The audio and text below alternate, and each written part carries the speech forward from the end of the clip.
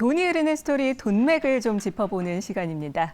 요즘 길거리에 전동 킥보드 타고 다니는 사람들 쉽게 볼 수 있는데요. 개인 소유가 아니라 전동 킥보드 공유 산업이 크게 성장을 하면서 더욱 활기를 띠고 있는 모습입니다. 이 전동 킥보드 공유 산업 성장성도 기대가 되지만 그만큼 부작용도 있는데요. 그래서 이 전동 킥보드에 대한 규제도 강화되고 있습니다. 오늘 이 전동 킥보드 1위 업체 스윙을 특별 초대 손님으로 모시고 개인형 이동수단에 대한 미래와 성장성 그리고 새로운 규제까지 심도 있게 이야기를 나눠보겠습니다. 김형산 더 스윙 대표 나와주셨습니다. 안녕하세요. 안녕하세요. 네, 반갑습니다. 자, 그리고 새로운 규제와 법률 속에서 기업 투자의 실마리를 제대로 풀어주시는 배태준 변호사와 함께합니다. 어서 오세요. 안녕하세요. 네, 배태준 변호사님께서는 네네. 전동 킥보드 좀 타실까요? 몇 번 타보기는 했는데요. 네. 아직은 좀 이렇게 자신이 없어가지고 저는 이제 주로 따릉이라든지 네. 걸어 다니는 것도 많이 하는데 앞으로 기회가 되면 좀 더 자주 한번 해보고 싶습니다. 네, 요즘 워낙 인기라서 최근에 공유 킥보드 등에 대한 규제까지 강화되고 있는 상황인데요. 이 개인형 이동 장치, 퍼스널 모빌리티, PM에 관해서 법률, PM법에 대한 관심이 높아지고 있습니다. 이 PM법이 과연 어떤 건지 좀 구체적으로 설명을 좀 해주시죠. 그러니까 지금 이제 PM법이라고 말하면 일단은 이제 광의에서는 퍼스널 모빌리티, 그러니까 이게 개인형 이동 장치에 대한 그런 걸 규제하는 이제 그런 법률안을 말하시는 것 같은데요. 우선은 현재까지는 이제 도로교통법 제2조 19에 의해 가면 이제 개인형 이동 장치에 대한 정의가 있어요. 그래가지고 원동기 장치 자전거 중에 시속 25km 이상으로 갔을 때는 전동기가 작동하지 않고, 그다음 또 중량이 30kg 미만인 것으로서 이제 그런 이제 행정안전부를 영어로 정하는 것이라고 하는데, 이제 그 예시들을 보면 이제 전동 킥보드라든지 전기 자전거, 이제 세그웨이 이제 이런 부분들이 있고요. 그런데 이제 이 개인형 이동수단과 그럼 종래의 그 도로교통법이 일치하느냐, 좀 이것들이 잘 맞냐, 이제 그런 문제 때문에 그러면 PM에 대한 독립적인 법률안들이 나와야 된다. 이제 그런 애들이 계속 나오고 있고, 그래서 개인형 이동수단의 관리 및 이용 활성화에 관한 법률이라고 해가지고 지금 국회에 몇 개 올라가 있거든요. 근데 아직 통과는 안 됐는데 아마 이 법이 통과되게 되면 PM의 경우에는 약간 독립적으로 이 법에서 좀 더 규율을 하게 될 그런 예정입니다. 네, 그렇군요. 이 PM법상 전동 킥보드 업체가 신고제에서 등록제로 전환이 예고되면서 업계에서 엇갈린 반응이 나오고 있는데, 이 개인형 이동 장치 등록제 전환에 대한 자세한 내용을 좀 알려주시죠. 그러니까 일단은 신고제와 그럼 등록제가 뭐가 다르냐? 사실 좀 비슷비슷해 보이잖아요. 네. 그런데 이제 신고라는 거는 예를 들어 저희가 뭐 사업자 등록 같은 걸 신고한다든지 했을 때는 뭐 공간을 임차해서 형식적인 요건을 다 기입해서 제출을 하면 원칙적으로 바로 그냥 할 수 있고, 이제 나중에 혹시라도 어떤 게 있었을 때 이제 그런 심사를 오는 그런 방식이라고 한다면요. 이제 등록제가 되면 사전에 등록 요건들을 만듭니다. 예를 들어서 뭐 무단 방치를 어떻게 막을 것인지, 안전 인증은 어떻게 할 것인지, 성인 인증이라든지 면허는 어떻게 확인할 것인지, 보험 가입도 의무적으로 어떻게 할 것인지, 이런 사전 요건들을 만들어 놓고 등록 신청을 했을 때 심사를 해서 판단하는 거죠. 그래서 이게 이 요건을 부합하는구나라고 하면 이제 그런 뭔가 면허를 주는 이런 방식이기 때문에, 뭐 일단은 뭐 사업을 하시는 분들 입장에서는 그럼 뭔가 허들이 높아지는 거 아니야? 라고 할 수 있지만, 결국에는 사업이 양성화가 되고 더 확장이 되기 위해서는 이게 좀 등록제로 가면서 필요한 부분들을 좀 이렇게 관리하고 갈 수 있는 그런 절차들이 필요하지 않을까 싶네요. 네, 민감한 부분에 대한 법적인 규제들이 이루어지는 것으로 보이는데, 이번에는 스윙 김영상 대표께 질문을 좀 드리도록 하겠습니다. 이 전동 킥보드 규제에 대한 공방이 뜨거운 것은 그만큼 그 전동 킥보드 공유 산업에 대한 인기가 높기 때문에 이렇게 뜨거워지는 게 아닌가, 이런 생각을 해보게 되는데, 업계 1위라는 유명세 때문에 스윙에 대해서 관심이 워낙 높습니다. 이 스윙이 어떤 기업인지 직접 소개를 좀 해주시죠. 네, 스윙은 전동 킥보드, 전기 자전거, 그리고 전기 오토바이를 단기간으로 언제 어디서든 대여할 수 있도록 만드는 서비스를 운영하고 있는 회사입니다. 네. 유저는 한 250만 명 정도 되고 있고요. 네. 매일매일 10만 명 이상이 이용을 하고 있습니다. 와, 매일 10만 명이요. 10만 명 이상을 나르기 위해서 네. 전동 킥보드, 전기 자전거, 전기 스쿠터가 약 10만 대 정도 운영을 하고 있고요. 평균적으로 한 개당 한 번씩 꼭 이용이 되고 있는 셈이죠. 네. 그리고 기기 규모는 아시아에서 1위, 글로벌에서는 5위에 해당되고요. 매출 형세도 좋습니다. 지금 지난 4년간 캐거 기준으로 400% 매년 성장을 하고 있고요. 네. 작년은 556억의 매출 그리고 27억의 영업이익을 내서 연속 3년 동안 영업이익을 내는 모빌리티 회사는 전 세계에서 저희가 유일합니다. 네, 그렇군요. 굉장히 빠르게 성장하고 있고 400%나 뛰어오른다는 게 쉽지 않은 일일 텐데 이 스윙이 뒤늦게 출발을 한 것으로 알고 있어요. 그런데 단기간에 1위가 된 배경을 좀 알고 싶은데 직접적으로 밝히는 전략이 있을까요? 네, 모빌리티 서비스 산업 경우에는 실제로 수요를 창출하기보다는 운영을 얼마나 잘하느냐가 관건이라고 생각을 합니다. 마치 의식주처럼 중국에서는 행을 더 붙이는데요. 모빌리티 수요는 이미 하늘에서 주어진 것과 같다. 그래서 저희가 보통 스타트업들이 하듯이 수요를 진작하기 위해서 어떤 액션들을 하기보다는 저희는 운영을 더 효율적으로 하기로 결정을 했고 그걸 차분히 잘 실행을 했습니다. 첫 번째 가장 중요했던 점은 배치 포인트, 가격을 결정하는 데 있어서 데이터 기반 의사결정을 했다는 겁니다.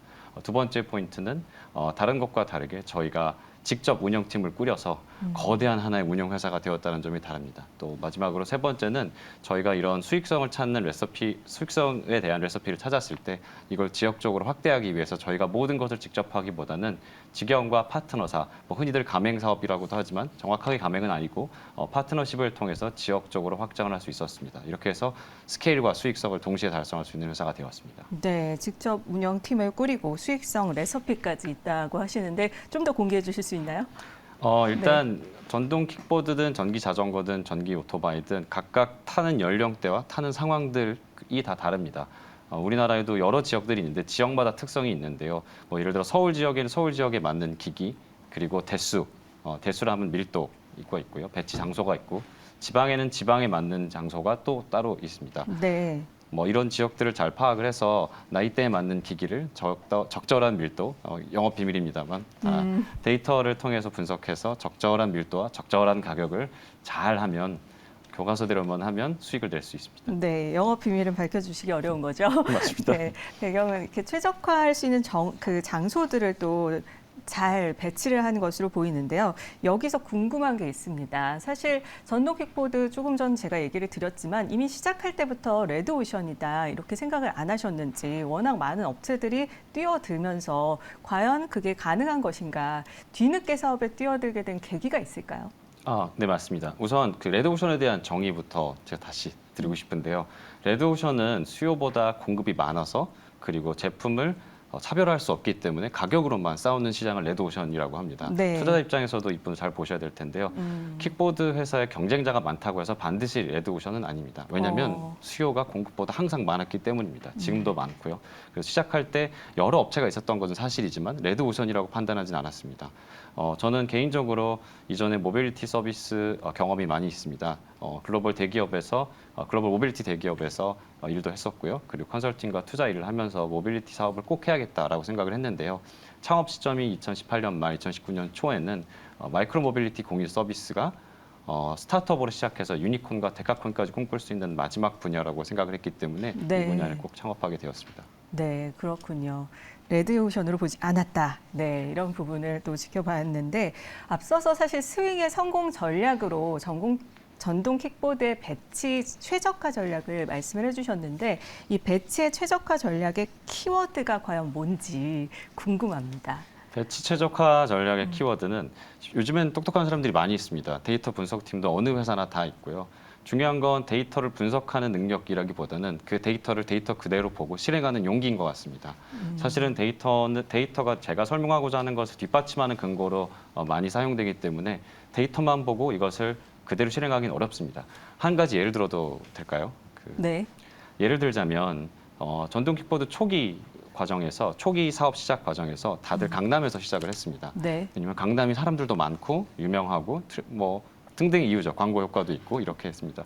하지만 숫자가 말하기를 전동 킥보드, 특히 자전거와 오토바이와 다르게 전동 킥보드의 경우에는 네. 20대들이 많이 사용을 합니다. 그런데 강남에서는 아무래도 평균 연령대가 20대보다 높다 보니까 그냥 숫자만 보고 판단을 한다면 여기보단 20대가 많은 예를 들어 대학가나 아니면 성수동 같은 곳에서 시작을 했었어야 됩니다. 근데 많은 업체들 중에서 저희만 대학가와 성수동에서 시작을 했고 거의 나머지 다 모든 업체가 강남에서 시작을 했습니다. 그런 거군요. 이런 식의 것들이 데이터는 너무 간단하죠. 젊은 사람이 탑니다. 그럼 젊은 사람들이 있는 곳에 둬야 돼요라는 게 너무나 명확함에도 불구하고 네. 스스로의 생각이나 기타 다른 효과들을 생각하기 때문에 강남에 배치하는 그런 전략 실행을 했던 것 같습니다. 네, 데이터를 보고 그걸 그대로 실행하는 것이 어떻게 보면 최적화 전략, 최적화 키워드다 이런 말씀 해주셨는데 사실 제가 봤을 때도 초반에는 강남에 많았어요. 여러 업체들 것이. 근데 다른 지역에서는 보기가 좀 어려웠었거든요. 그걸 그렇게 노려서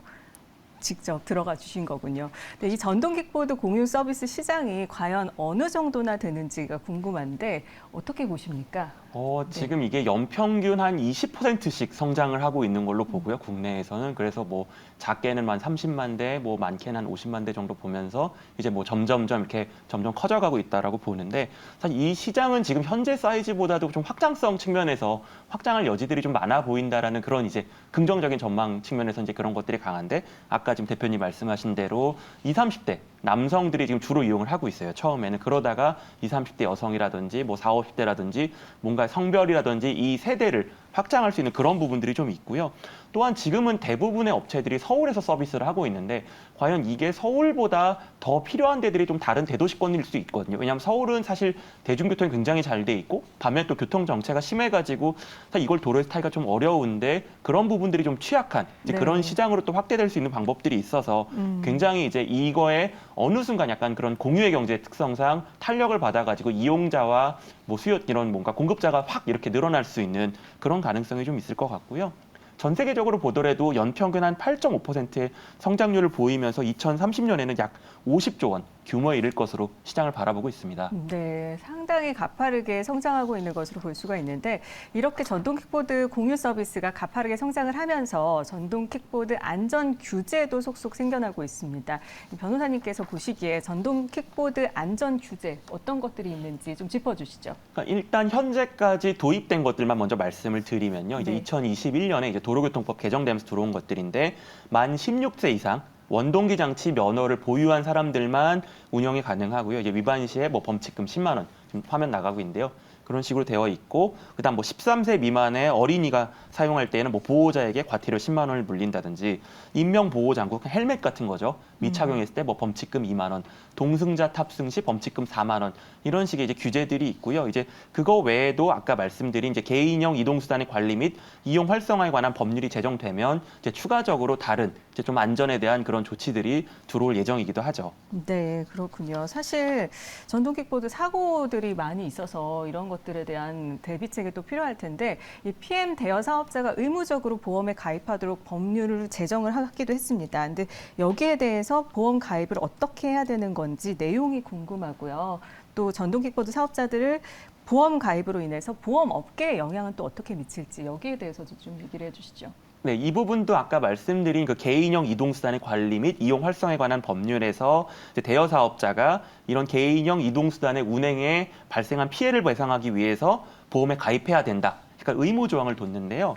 자동차랑 비슷하다고 생각하시면 돼요. 이제 자동차 같은 경우는 자동차 손해배상 보장법이라는 게 있어요.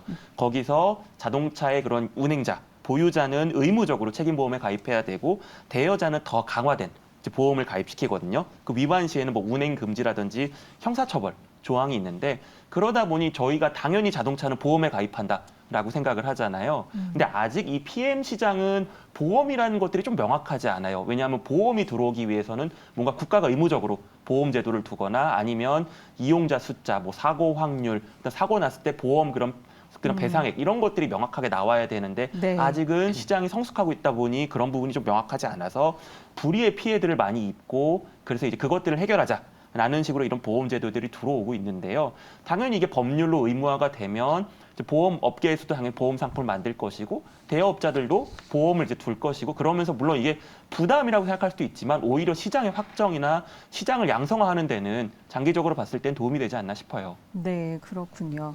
사실 전동 킥보드 공유 기업들에게 사실 대중들이 우려하는 부분은 청소년들이 탔을 때 그 사고에 대한 부분인데요. 청소년들의 전동 킥보드 사용을 막기 위한 대책이나 안전장치 뭐 이런 게 좀 있을까요? 네, 일단은 저희는 청소년들의 이용을 근본적으로 막기 위해서 청소년들이 만 19세 미만, 저희는 참고로 가입을 할 때 모든 사람들이 본인 인증을 하도록 되어 있습니다. 뭐 네. 패스 본인 인증이든 아니면 기타 서비스들을 이용한 본인 인증을 하게 되어 있는데요. 이때 취득한 나이 정보를 통해서 일단 거릅니다. 그래서 그리고 나이가 특히 어린 사람이 탈 수 그럼에도 불구하고 헷갈리는 거는 전기 자전거는 또 타도 돼요.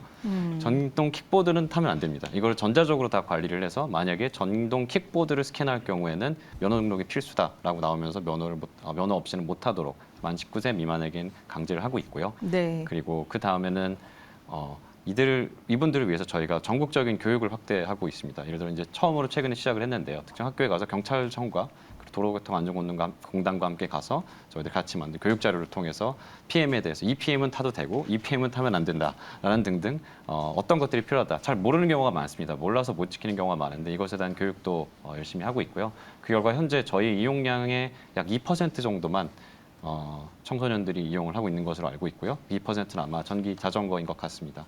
네. 그래서 정말 버스나 지하철이 거의 전무한 지역에서도 이용을 할 수 있고 뿐만 아니라 세대당 차량 보유수가 한 대 미만인 지역에서도 많이 사용을 할 수 있는 거잖아요. 그런데 해외 진출 상황은 어떤지 궁금합니다. 스윙의 해외 진출. 네, 스윙도 해외로 진출할 수밖에 없는 일단 운명을 타고났는데요. 네. 스타트업이기 때문에 그렇습니다. 네. 현재 일본에 진출을 해서 약 1,500대 정도 가량을 운영을 하고 있고요. 일본뿐만 아니라 다른 나라들도 호시탐탐 노리고 있습니다만 일단 해외에서는 우리나라보다 더 많이 전동 킥보드가 이용되는 사례들이 있습니다. 특히 네. 미국이나 유럽 같은 경우에는 저희보다 더 먼저 시작을 했기 때문에 저희가 해외 진출하기 약간 어려운 부분이 있고요. 일본이나 동유럽 그리고 밑에 미들이스트, 중동 쪽에서는 이제 막 킥보드들이 안정화되는 시기여서 네. 그쪽들로 진출을 생각하고 있습니다. 역시 데이터를 그대로 실행하시려고 하시는 거군요. 맞습니다. 네, 그렇군요. 그러면 이 공유 전동 킥보드 사업의 매력이 과연 어떤 건지, 이게 과연 하나의 교통수단으로 자리 잡을 수 있을지 규제에도 불구하고 어떻게 보십니까? 그러니까 이 퍼스널 모빌리티를 일컫는 별칭이 이제 레스트 마일이에요. 아마 더 잘 아실 텐데, 그러니까 이제 영어식 표현이긴 한데 마지막 1마일, 그러니까 정말 대중교통이든 어디서 내렸을 때 끝까지 이제 그걸 뭔가 이제 마지막까지 뭔가 이동할 수 있는 그런 수단이라는 건데요. 사실 미국의 경우에는 굉장히 처음에 커졌던 게 미국은 대중교통이 굉장히 열악합니다. 대중교통이 굉장히 열악하기 때문에 뭐 우버 같은 앱 택시라든지 자동차 공유, 그다음에 자전거 공유 이런 바이크 쉐어링 이런 것들이 굉장히 큰 시장이 되어 있었는데 여기에 뭔가 그런 IT의 발달이라든지 코로나 사태, 탄소 제로, 기름값 상승 이런 것들이 변화하는 환경에서 경제성이라든지 신속성 측면에서 기존의 자동차, 도보, 자전거가 갖지 못한 그런 장점을 찾아낸 것들이 이런 그러니까 PM, 퍼스널 모빌리티 이런 게 이제 시장이 아닌가 싶은데요. 사실 한국에서도 굉장히 좀 유명하다고 보는 거는 한국이 언덕이나 산이 되게 많고요. 네. 대도시에. 그래서 걸어서 가거나 자전거로 갈 수 없는 그런 부분에서 분명히 장점이 있고 저는 계속 거듭 이게 중소형 도시, 저도 이제 서울에도 살아보고 서울이 아닌 곳에도 살아봤지만 네. 사실 서울은 대중교통이 잘 돼 있는 편인데 중소형 도시로 가면 사실 대중교통이 굉장히 열악하거든요. 근데 거기서 자동차를 쓰기는 좀 어려워서 또 그런 부분까지 좀 이렇게 잘 할 수 있으면 좋은 산업이 되지 않을까 싶네요. 네, 저희가 대화를 많이 나누고 싶지만 시간 관계상 마지막 질문 드리겠습니다. 스윙의 궁극적 목표 어디까지일까요? 네, 스윙은 전동 킥보드 공유 서비스 회사가 아닙니다. 네. 현재도 전동 킥보드 공유 서비스의 매출이 이제 80%지만 아마 올해가 되면 60% 미만으로 떨어질 거고요. 저희는 모빌리티 회사로서 유니콘과 데카콘이 되기를 희망을 합니다. 현재 전동 킥보드 시작해서 전기 자전거, 전기 오토바이로 확장을 했듯 올해 중에 4륜차, 그러니까 보통 자동차, 대여 시장, 구독 시장, 그리고 대리, 그리고 모든 배달까지 다 커버하는 종합 모빌리티 회사가 되기를 목표로 하고요. 이 점에 있어서 카모 회사, 티모 회사와 다른 점은 강한 유저 기반으로 성장했던 회사들 대비 저희는 아까 말씀드렸듯이 운영으로 승부 보도록 하겠습니다. 네, 감사합니다. 오늘 돈이 흐르는 스토리에서는 김영산 더 스윙 대표와 배태준 변호사와 함께했습니다. 고맙습니다. 감사합니다.